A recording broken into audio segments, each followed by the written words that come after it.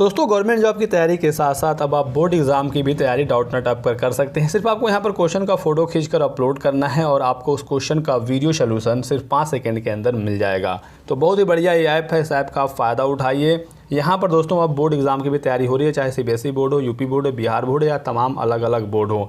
Class 6 to 12 IIT JEE mains advance NEET level की तैयारी आप डाउटनेट ऐप से कर सकते हैं।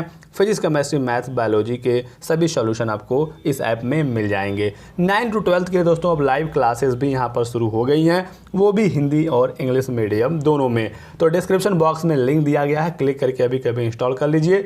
3 करोड़ छात्र ऑलरेडी इंस्टॉल कर चुके हैं।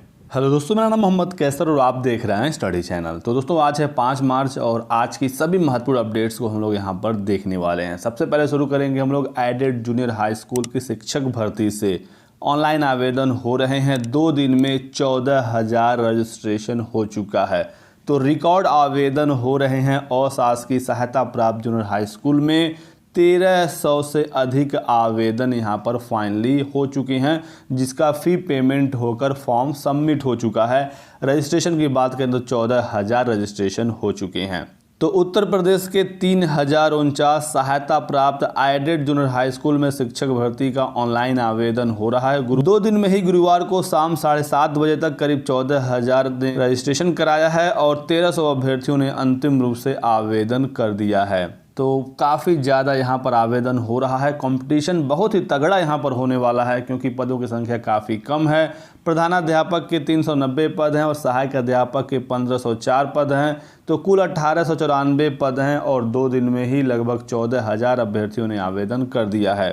18 अप्रैल को एक साथ सहायक अध्यापक और प्रधानाध्यापक पद के लिए पेपर कराया जाएगा। 2 प्रश्न पत्र होंगे, सहायक अध्यापक का 1 पेपर होगा और प्रधानाध्यापक के लिए एक और अलग से एक्स्ट्रा पेपर कराया जाएगा। 2.5 घंटे की परीक्षा में कुल 150 सवाल पूछे जाएंगे। 17 मार्च तक ऑनलाइन आवेदन आप कर सकते हैं। तो बहुत सारे कन्फ्यूजन के बीच में रिकॉर्ड ऑनलाइन आवेदन हो रहा है।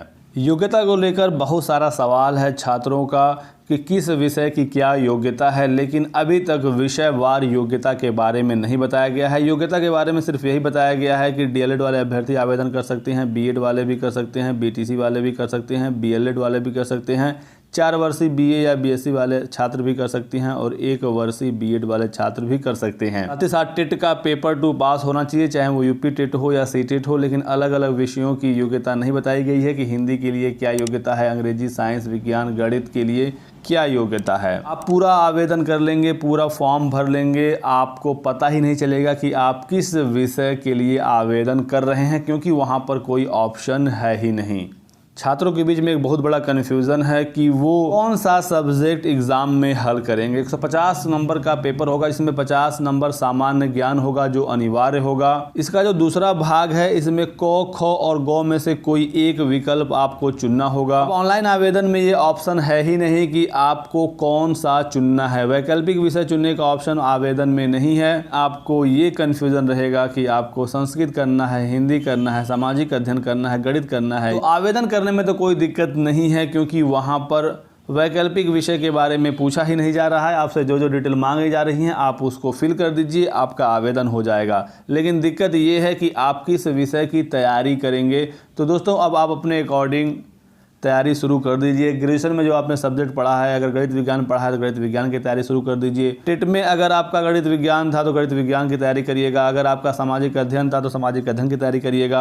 अब भाषा के लिए योग्यता डिसाइड है ही नहीं, तो भाषा के लिए जो चाहे वो तैयारी कर सकता है क्योंकि कोई भी योग्यता स्पष्ट दी ही नहीं गई है। तो आप अपने हिसाब से जिस भी विषय को चाहें तैयार कर सकते हैं। 100 क्वेश्चन आपका विषय से पूछा जाएगा।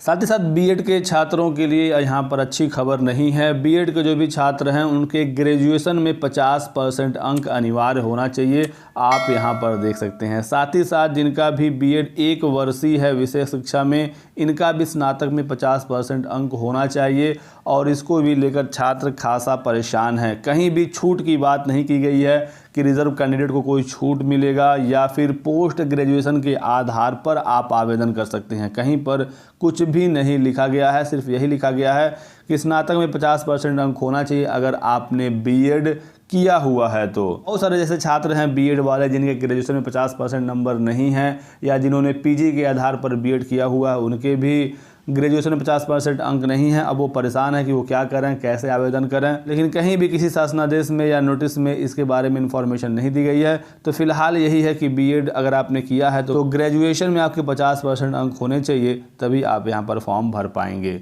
बाकी अगर आगे कोई हमें और इन्फॉर्मेशन मिलेगी, कोई छूट अगर होती है, कोई जानकारी मिलती है, तो आपको अपडेट कर दिया जाएगा। अगली अपडेट है दोस्तों, लोक सेवा आयोग से आरओ के आवेदन आज से शुरू हो जाएंगे। कल रात में ही दोस्तों मैंने इसके बारे में आपको इन्फॉर्मेशन दे दिया था। समीक्षा अधिकारी और सहायक समीक्षा अधिकारी का ऑनलाइन आवेदन आज से शुरू हो जाएगा। लोक सेवा आयोग यानी यूपीपीएससी इस भर्ती को कराएगा।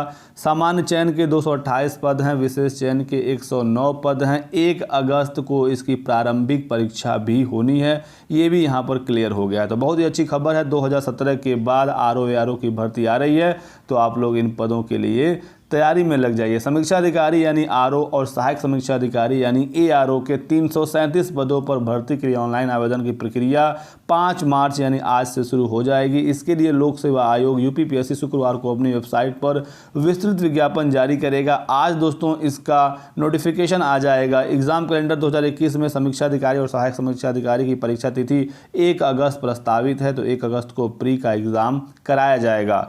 आरओ पदों पर भर्ती के लिए पिछला विज्ञापन 2017 में जारी किया गया था। इसके बाद 3 साल तक कोई भर्ती नहीं आई। अब फाइनली यहाँ पर भर्ती आ रही है।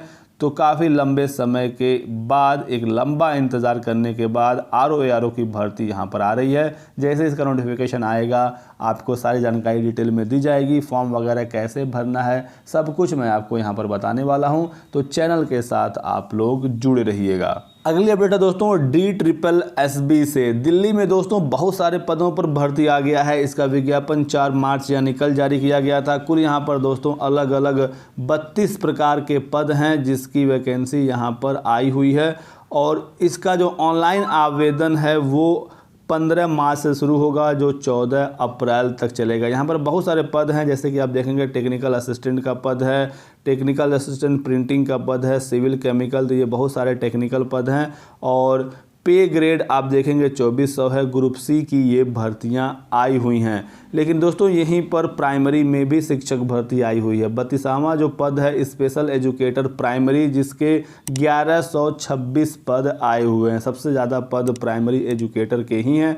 म्यूनसिपल कॉरपोरेशन ऑफ दिल्ली में ये भर्ती आई हुई है। बात करें अगर इसकी योग्यता क्या है, तो 32 नंबर यहाँ पर दिया गया है। तो इसकी योग्यता इसी नोटिफिकेशन में नीचे दिया गया है। आपको ये नोटिफिकेशन हमारे टेलीग्राम चैनल पर मिल जाएगा, आप इसे डाउनलोड करके देख लीजिएगा और आप किन किन पदों के लिए एलिजिबल हैं आप चेक कर लीजिएगा। और आवेदन जब 15 मार्च से शुरू होंगे तो मैं इस पर वीडियो बनाकर आपको बता दूंगा कि फॉर्म कैसे भरना है।